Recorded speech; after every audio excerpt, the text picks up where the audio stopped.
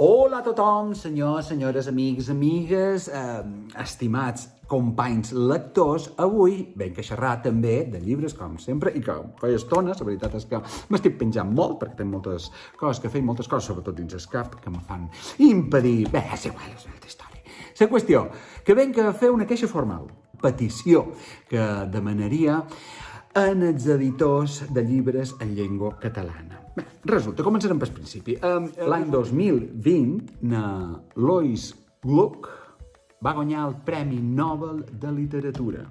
Era de les poques vegades que se donava un poeta. I un poeta dona, a més a més. La veritat és que jo no la coneixia i estic segur que molts de vosaltres tampoc la coneixien. Quan vaig veure que havia guanyat el Premi Nobel, vaig dir, ostres, jo la vull conèixer, i me'n vaig anar directament a una llibreria a cercar poemaris escrits per ella.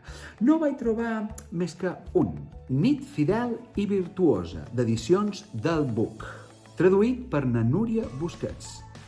Molt bona traducció. El que volia dir és editors de llibres en llengua catalana. Què estàu esperant? Què està passant aquí?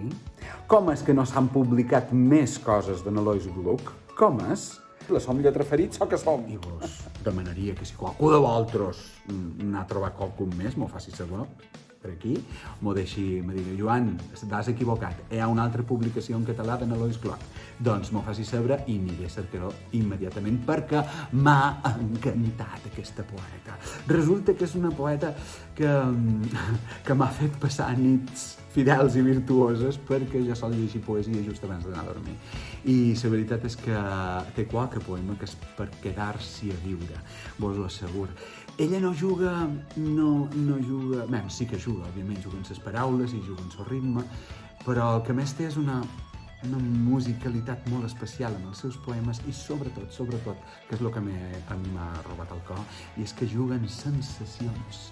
A part de jugar en paraules, juga sobretot en sensacions i te fa viatjar.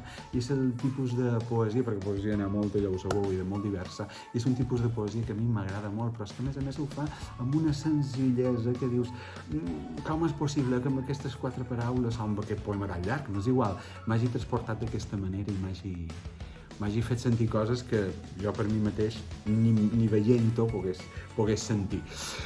Au, idò, a publicar, s'ha dit. Vinga, no, res més, ja està. Si voleu fer un altre vídeo més endavant, però ara... Uf, i ara que m'estic liando! No sé com ho tallaré, això. Vaya publicació, Déu meu. Bueno, aquí estic. Vinga, adéu.